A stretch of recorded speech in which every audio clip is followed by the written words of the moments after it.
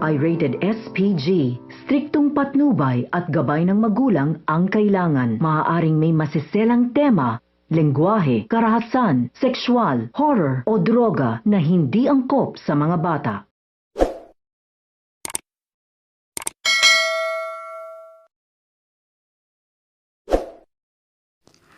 Kaabang-abang na po ang mga eksena na ating abangan sa House of Lies dahil walang sekreto na hindi nabubunyag.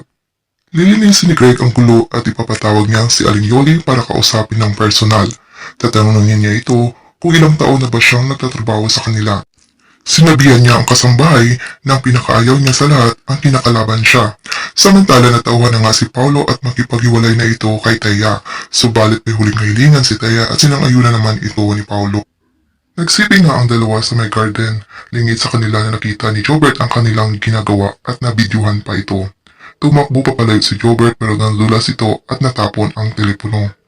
Nakita nga siya ni na Paulo at Thea kaya naman balisa ang dalawa dahil baka magsumbong ito kay Marks.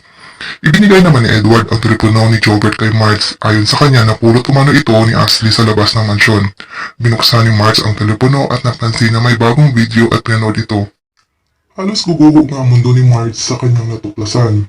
Ano kaya ang gagawin niya ngayong alam niya na at booking niya na ang panuloko ni Paulo at Thea sa kanya. Lahat ng yan ay ating abangan dito lang sa House of Lies.